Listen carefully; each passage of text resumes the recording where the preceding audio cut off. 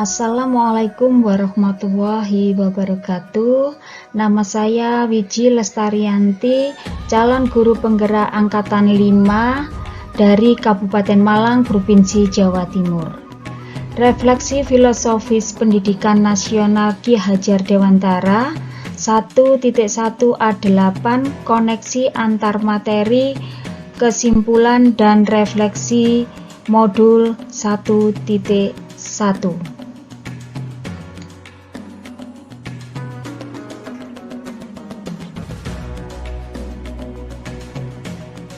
Dengan pertanyaan pemantik dalam membuat kesimpulan dan refleksi terhadap pemikiran-pemikiran Ki Hajar Dewantara.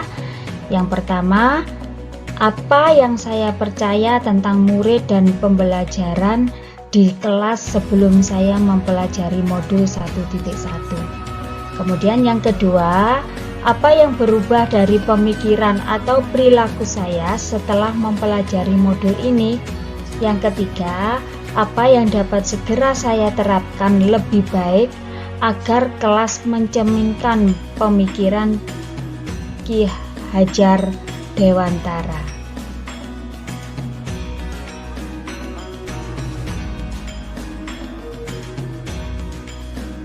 Yang saya percaya tentang murid dan pembelajaran di kelas sebelum saya mempelajari modul 1.1,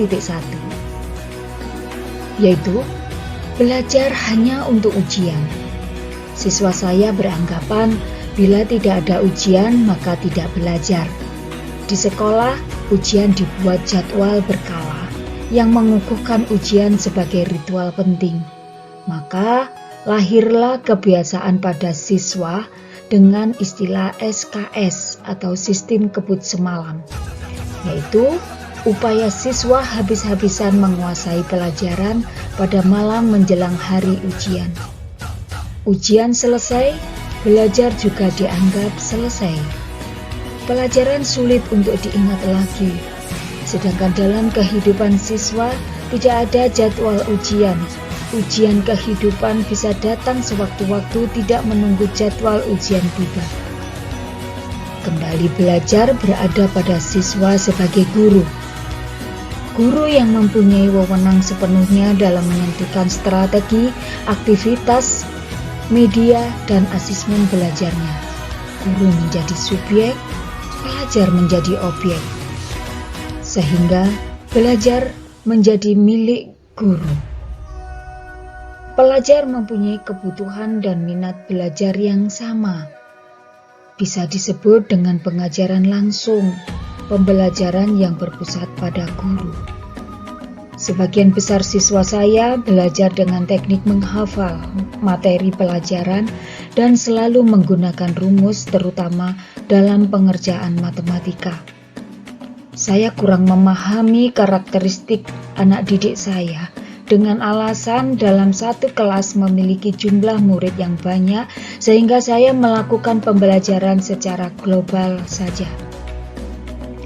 Nah, karena hal ini saya ingin berubah setelah mempelajari modul 1.1.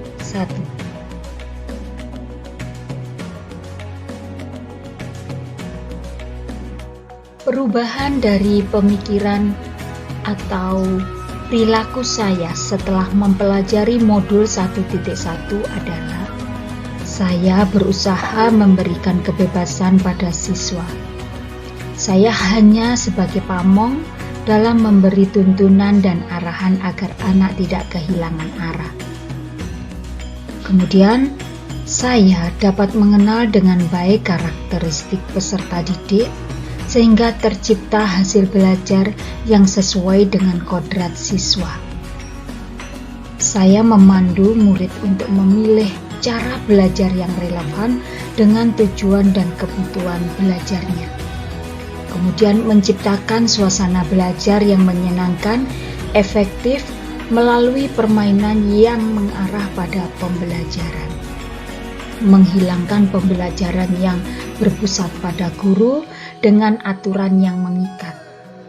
Dalam penerapan 3 aspek, yaitu kognitif, afektif, dan psikomotor pada anak, saya tetap mempertimbangkan kodrat alam dan kodrat zaman pada